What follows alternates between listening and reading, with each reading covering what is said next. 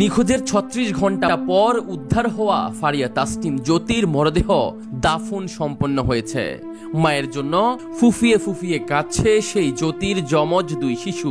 খুঁজে ফিরছে তাদের মাকে। গাজীপুরের টঙ্গীর হোসেন মার্কেটে মহাসড়কের পাশে ম্যানহোলে পড়ে এই মর্মান্তিক মৃত্যুর ঘটনা ঘটেছে। ফারিয়া তাসনিম জ্যোতি চুয়াডাঙ্গা বাগানপাড়ার সাবেক ওয়ার্ড কমিশনার মরহুম মুন্সি ওয়ালিউল্লাহ বাবলুর মেয়ে। গত ২৯ জুলাই রাত 10:30টার দিকে নিজ গ্রামের বাড়ি চুয়াডাঙ্গা বাগানপাড়ায় জানাজার নামাজ শেষে পুরাতন জামে কবরস্থানে শায়িত করা হয় জ্যোতিকে। এদিকে মাকে হারিয়ে যমজ ২ শিশু আয়ান ও আরিয়ান ফুফিয়ে ফুফিয়ে কাঁদছে। মাকে ডাকছে বারবার, অঝরে কাঁদছে ছোট্ট অবুঝ ২ শিশু। পুরো এলাকা জুড়ে নেমে এসেছে শোকের ছায়া।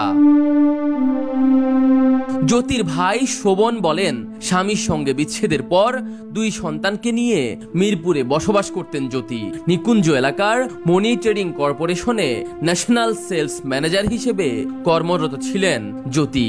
গত ২৭ জুলাই রাতে অফিসিয়াল কাজে বের হয়েছিলেন তিনি। এ সময় প্রচন্ড বৃষ্টি হচ্ছিল।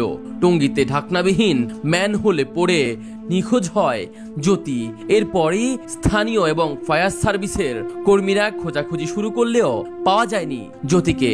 ৩৬ ঘন্টা পর মঙ্গলবার ২৯ জুলাই সকাল ৮:৩০টার দিকে পাশের একটি বিলের কচুরিপানা থেকে মরদেহ উদ্ধার করে ফায়ার সার্ভিসের কর্মীরা।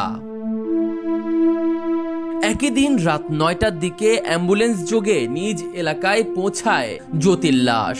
সেখানে কিছুক্ষণ অপেক্ষার পর স্থানীয় মসজিদে জানাজার নামাজ শেষে পাশেই পুরাতন জামে মসজিদের কবরস্থানে জ্যোতির মরদেহ শায়িত করা হয়।